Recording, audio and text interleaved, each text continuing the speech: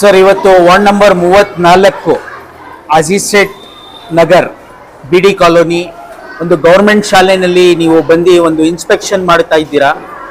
ಏನು ಸಮಾಚಾರ ಸರ್? ಏನಾಗಿದೆ ಸರ್? ಈ ಸ್ಕೂಲ್ನಲ್ಲಿ ಏನು ತೊಂದರೆ ಆಗಿದೆ ಸರ್? ನಮಸ್ಕಾರ, ನಾನು ಮನ್ಸೂರ್ ಅಹಮದ್ ಖಾನ್ ಅಂದ್ಬಿಟ್ಟು SDPI ಇಶ್ಯೂಸ್ ಆ್ಯಂಡ್ ಇಂಟರ್ವೆನ್ಷನ್ ಡಿಪಾರ್ಟ್ಮೆಂಟಿಂದ ಡಿಸ್ಟಿಕ್ಕಿಂದ ಬಂದಿದ್ದೀನಿ. ಇವತ್ತು ವಾರ್ಡ್ ನಂಬರ್ 34ರಲ್ಲಿ ಒಂದು ತುಂಬ ದೊಡ್ಡ ಒಂದು ಪ್ರಾಬ್ಲಮ್ ಇದೆ ಒಂದು ಶಾಲೆಯಲ್ಲಿ ಅಂತ ಹೇಳ್ಬಿಟ್ಟು ನಮ್ಗೆ ಇನ್ಫಾರ್ಮ್ ಮಾಡಿದ್ರು. ಇದನ್ನು ಬಂದು ವೈಯಕ್ತಿಕವಾಗಿ ನಾವು ನೋಡಿದಾಗ ಇಲ್ಲಿ ಒಂದು 8 ರಿಂದ 10 ಅಡಿ ಇರುವಂತಹ ಒಂದು ಕಾಂಪೌಂಡು, ವಿಶಾಲವಾದ ಒಂದು ಕಾಂಪೌಂಡ್ ಇದೆ. ಈ ಕಾಂಪೌಂಡ್ ಸ್ಥಿತಿ ಹೇಗಿದೆ ಅಂದರೆ ತುಂಬ ದುರಂತ ಸ್ಥಿತಿಲಿದೆ. ಯಾವಾಗ ಬೇಕಾದರೂ ಅದು ಬೀಳ್ಬೋದು. ಈ ಶಾಲೆಯಲ್ಲಿ ನಾವು ಇಲ್ಲಿ ಬಂದು ಈ HM ಮಾತಾಡಿದಾಗ 304 ಮಕ್ಕಳು ಇಲ್ಲಿ ವಿದ್ಯಾಭ್ಯಾಸ ಮಾಡ್ತಾ ಇದ್ದಾರೆ. ಅದರಲ್ಲಿ 142 ಗಂಡು ಮಕ್ಕಳು, 162 ಹೆಣ್ಣು ಮಕ್ಕಳು ವಿದ್ಯಾಭ್ಯಾಸ ಮಾಡ್ತಾ ಇದ್ದಾರೆ. ಇಂತಹ ಗಂಡು ಮಕ್ಕಳು ಹೆಣ್ಣು ಮಕ್ಕಳು ಓಡಾಡುವಂತಹ ಸ್ಥಿತಿಯಲ್ಲಿರುವಂತಹ ಜಾಗದಲ್ಲಿ ಈ ಕಾಂಪೌಂಡು ಏನಾದರೂ ಉರುಳು ಬಿದ್ದು, ಈ ಮಳೆ ಬರ್ತಾ ಇದೆ, ಮಳೆಗಾಲ ಇದು, ಈ 3 ತಿಂಗಳು ಮಳೆ ಬೀಳುವಂತಹ ಈ ಕಾಲದಲ್ಲಿ ಈ ಕಾಂಪೌಂಡ್ ಏನಾದರೂ ಬಿದ್ದ ಅಂತಂದರೆ ಇಲ್ಲಿ ಮಕ್ಕಳಿಗೆ ಯಾವುದೇ ಒಂದು ಜೀವಹಾನಿ ಆಗುವಂತಹ ಸಂಭವನೀಯ ಜಾಸ್ತಿ ಇದೆ. ಈ ಸಂಭವನೆಯನ್ನು ಯಾರು ತಗೋತಾರೆ? ನಾಳೆ ಈ ಮಕ್ಕಳು ಏನಾದರೂ ಅನಾಹುತ ಆಯಿತು ಅಂತಂದರೆ ಇದಕ್ಕೆ ನೇರ ಹೊಣೆ BO. ಈ ಒಂದು ನಿಟ್ಟಿನಲ್ಲಿ ನಾವು SDPಯಿಂದ ಈಗಾಗಲೇ ಒಂದು ಕಂಪ್ಲೇಂಟನ್ನು ಪೊಲೀಸ್ ಠಾಣೆಗೆ ಒಂದು ಕಂಪ್ಲೇಂಟನ್ನು ಕೂಡ ಉದಯಗಿರಿ ಠಾಣೆಗೆ ಕೊಡ್ತಾ ಇದ್ದೀವಿ. ಈ ನಾಳೆ ದಿನ ಇದಾದರೆ ಅದಕ್ಕೆ ನೇರವಾಗಿ ಅವ್ರ ಕಾರಣ ಇರ್ತಾರೆ ಸರ್. ಈ ಕಾರಣದಿಂದ ನಾವು ಇಲ್ಲಿ ಬಂದಿದ್ದೀವಿ ಸರ್. ನಾವು ನೋಡಿದಾಗ ಈ ಶೌಚಾಲಯ ಎಲ್ಲ ತುಂಬ ಕೆಟ್ಟೋಗಿದೆ. ಆಮೇಲೆ ನೀರು ವ್ಯವಸ್ಥೆ ಇಲ್ಲ ಸರಿಯಾಗಿ. ಮುಖ್ಯ ಏನಂದ್ರೆ ಈ ಗೋಡೆ ಐತಲ್ಲ, ಕಾಂಪೌಂಡ್ ವಾಲ್, ಅದರ ಪಕ್ಕ ಒಂದು TC ಐತೆ ಸರ್. ಅದ್ರ ಬಗ್ಗೆ ಏನು ಹೇಳಕ್ ಇಷ್ಟಪಡ್ತೀರಾ ಸರ್? ಸರ್, ಇದಕ್ಕೆ KEB ಡಿಪಾರ್ಟ್ಮೆಂಟ್ ಇಂದ ನೇರವಾಗಿ ನಾನು KEB ಡಿಪಾರ್ಟ್ಮೆಂಟ್ನ ಅದನ್ನು ಹೊಣೆ ಕೊಡ್ತಾ ಇದ್ದೀನಿ. ಇಲ್ಲಿ ಒಂದು ಟ್ರಾನ್ಸ್ಫಾರ್ಮರ್ನ ಫಿಕ್ಸ್ ಮಾಡಿದ್ದಾರೆ.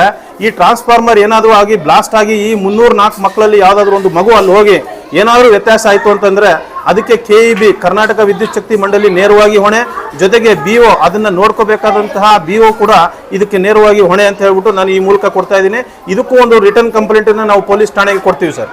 ಸರ್, ಇರುವಂತಹ BO ಆಗಲಿ, DD ಆಗಲಿ, GD ಆಗಲಿ, ಅಥವಾ ಸೆಕ್ರೆಟರಿಯೇಟರ್ ಆಗಲಿ, ಅಥವಾ ನಮ್ಮ ಎಜುಕೇಷನ್ ಮಿನಿಸ್ಟರ್ ಮಧು ಬಂಗಾರಪ್ಪ ಅವರಾಗಲಿ ಇಂಥ ಇರುವಂಥ ಶಾಲೆನೇ ಫಸ್ಟ್ ದುರಸ್ತಿ ಮಾಡಿ. ನಿಮ್ಗೆ ಇರುವಂಥ ಶಾಲೆಗಳನ್ನ ದುರಸ್ತಿ ಮಾಡೋಕ್ಕೆ ಆಗ್ತಾ ಇಲ್ಲ, ಇನ್ನೂ ಎಕ್ಸ್ಟೆಂಡ್ ಮಾಡ್ಕೊಂಡು ಹೋಗುವಂತ ಮಾತಾಡ್ತಿರಲ್ಲ, ಇದು ನೇರವಾಗಿ ಸುಳ್ಳು.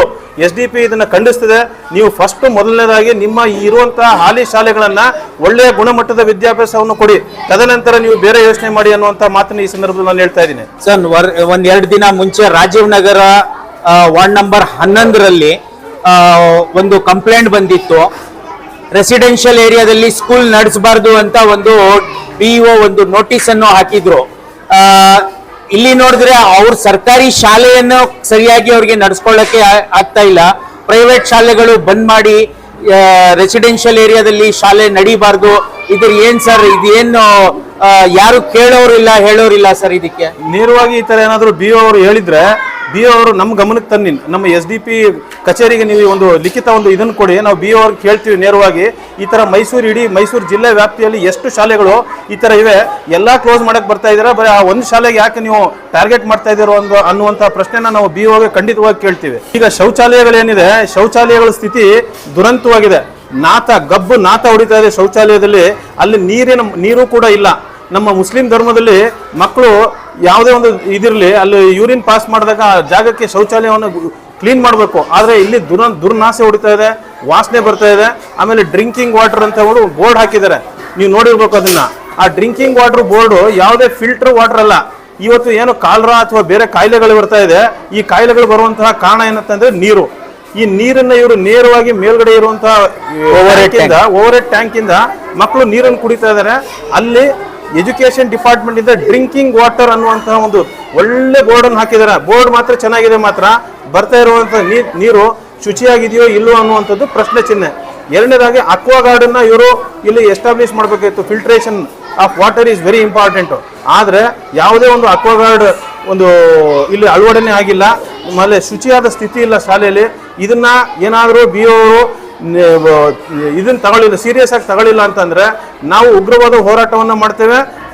ಮತ್ತೆ ಈ ಕಾಂಪೌಂಡ್ ಏನಿದೆ, ಈ ಕಾಂಪೌಂಡಿನ ಇವ್ರು ಬಂದು ಇವತ್ತು ನಾಳೆ ಒಳಗಡೆ ಇದನ್ನ ದುರಸ್ತಿ ಮಾಡಬೇಕು ಅಥವಾ ಬೀಳಿಸ್ಬೇಕು. ಇಲ್ಲ ಅಂತಂದ್ರೆ ನಾಳೆ ಯಾರಾದ್ರೂ ಮೇಲೆ ಬಿದ್ದು ಅಂದ್ರೆ ಆ ಬಿದ್ದು ಸಾವು ಅಥವಾ ಅನಾಹುತ ಆದ್ರೆ ಅದಕ್ಕೆ ನೇರ ಹೊಣೆ BO ಮತ್ತು ಎಜುಕೇಶನ್ ಡಿಪಾರ್ಟ್ಮೆಂಟ್ ಆಗ್ತದೆ. ಸರ್ ನಿಮ್ಮ SDP ಇಂದ ಅದು ಚೆಸ್ಕಾಮ್ಗೂ ಅದು ತಿಳಿಸ್ತೀರಾ ಸರ್? ಆ TC ಹಾಕಿದಾರಲ್ಲ ಅದು ಖಂಡಿತವಾಗ್ಲೂ ಕೇಳಲೇಬೇಕು, ಯಾಕಂದ್ರೆ ಇದು ಮಕ್ಕಳ ಪ್ರಶ್ನೆ. ನನ್ನ ಮಕ್ಕಳು, ಸಮಾಜದ ಮಕ್ಕಳು ಇಲ್ಲಿ ವಿದ್ಯಾಭ್ಯಾಸ ಮಾಡ್ತಾ ಇದ್ದಾರೆ. ನಾಳೆ ಏನಾದರೂ ಆ TC ಬ್ಲಾಸ್ಟ್ ಆಗಿ ಯಾರಿಗಾದ್ರೂ ಸಾವು ನೋವು ಆದ್ರೆ ಆ ಸಾವು ನೋವಿಗೂ ಕೂಡ ನೇರವಾಗಿ ವಿದ್ಯುತ್ ಶಕ್ತಿ ಡಿಪಾರ್ಟ್ಮೆಂಟ್ ಮತ್ತು BO ಇಬ್ರು ಕಾರಣಕರ್ತರಾಗಿರ್ತಾರೆ. ಸರ್ ಇದ್ರ ಮುಂದ್ಗಡೆ ಒಂದು ಸ್ಲಮ್ ಬೋರ್ಡ್ ಒಂದು ಬಿಲ್ಡಿಂಗ್ ಐತೆ, ಆ ಬಿಲ್ಡಿಂಗ್ ನಲ್ಲೂ ಒಂದು ಸ್ಕೂಲ್ ಐತೆ. ಇದೇ ಹೆಸರಿಂದ ಅದು ಸ್ಕೂಲ್ ಬೋರ್ಡ್ ನಾನು ನೋಡಿದೆ ಇವಾಗ. ಅದ್ರ ಒಳಗಡೆ RCC ಎಲ್ಲ ಬೀಳ್ತಾ ಇದೆ. ಅಷ್ಟು ಏನ್ ಸರ್, ಯಾವ ಕಾಲದ್ದು ಬಿಲ್ಡಿಂಗ್ ಸರ್ ಅದು? ನಮ್ಗೆ ಈ ಗಮನಕ್ಕೆ ಬಂದಿರುತ್ತೆ ಅಂತಂದ್ರೆ 4 ರಿಂದ 5 ವರ್ಷ ಆಯ್ತು ಆ ಬಿಲ್ಡಿಂಗ್ ಕಟ್ಟಡವನ್ನು ಕಟ್ಟಿ. ಆದ್ರೆ 4 ರಿಂದ 5 ವರ್ಷದಿಂದನೂ ಈ ಒಂದು ಕಟ್ಟಡದಲ್ಲಿ ಯಾವುದೇ ರೀತಿಯಾದಂತಹ ವಿದ್ಯುತ್ ಶಕ್ತಿ ಸವಲತ್ತು ಇಲ್ಲ, ನೀರು ಇಲ್ಲ, ವಿದ್ಯುತ್ ಶಕ್ತಿ ಸವಲತ್ತು ಇಲ್ಲ. ಜೊತೆಗೆ ದುರಂತ ಅಂತಂದ್ರೆ ಇದು ದೊಡ್ಡ ದುರಂತ. ಕೊಳಚೆ ನಿರ್ಮೂಲನಾ ಜಾಗವಾದಂತಹ ಈ ಜಾಗಕ್ಕೆ ಈ ಗಂಟೆ ಇದನ್ನ ರಿಜಿಸ್ಟರ್ ಮಾಡಿಕೊಟ್ಟಿಲ್ಲ. ಯಾರಿಗೆ? ಎಜುಕೇಶನ್ ಡಿಪಾರ್ಟ್ಮೆಂಟ್ಗೆ ಈ ಬಿಲ್ಡಿಂಗು ಹಸ್ತಾಂತರ ಆಗಿಲ್ಲ. ಜೊತೆಗೆ ಈ ಬಿಲ್ಡಿಂಗ್ ನಂಬರ್ 1 ಏನಿದೆ ಆ ಬಿಲ್ಡಿಂಗು ಕೂಡ ಹಸ್ತಾಂತರ ಆಗಿಲ್ಲ. ಇದೊಂದು ದೊಡ್ಡ ದುರಂತ. ನಾಳೆ ದಿನ ಏನಾದರೂ ಇಲ್ಲಿ ಅನಾಹುತ ಆದ್ರೆ ಈ ಅನಾಹುತವನ್ನು ಯಾರು ಹೊಣೆ ಅನ್ನುವಂಥ ಪ್ರಶ್ನೆ ಚಿಹ್ನೆ ಇರ್ತದೆ. ಈ ಪ್ರಶ್ನೆ ಚಿಹ್ನೆಗೆ ಸಂಬಂಧಪಟ್ಟ ಅಧಿಕಾರಿಗಳು ಉತ್ತರವನ್ನು ಕೊಡಬೇಕು ಅನ್ನೋಂಥದ್ದು SDPI ಕರೆ. ಈ ಬಿಲ್ಡಿಂಗು ಎಜುಕೇಶನ್ ಡಿಪಾರ್ಟ್ಮೆಂಟ್ಗೆ ರಿಜಿಸ್ಟರ್ ಆಗಿಲ್ಲ ಸರ್? ಈ ಗಂಟೆ ರಿಜಿಸ್ಟರ್ ಆಗಿಲ್ಲ. ಅದಕ್ಕೆ ನನ್ನ ಹತ್ರ ಕಡ್ತಾ ಇದೆ. ನೇರವಾಗಿ ಇಲ್ಲಿನ ಹೆಡ್ ಆಫ್ ದಿ ಇನ್ಸ್ಟಿಟ್ಯೂಷನ್ ಯಾರಿದ್ದಾರೆ ಇವರು ಈಗಾಗಲೇ 4-5 ಪತ್ರಗಳನ್ನ ಸಂಬಂಧಪಟ್ಟ ಅಧಿಕಾರಿಗಳಿಗೆ ಮತ್ತು ಶಾಸಕರಿಗೆ ಬರೆದಿದ್ದಾರೆ. ಇದನ್ನ ಈ ಗಂಟೆ ಹಸ್ತಾಂತರ ಮಾಡಿಲ್ಲ. ಈ ಒಂದು ಪತ್ರವನ್ನು ನಾನು ನಿಮ್ಗೆ ಕೊಡ್ತಾ ಇದ್ದೀನಿ ಇವತ್ತು ನನ್ನ ಮೂಲಕ. Thank you sir.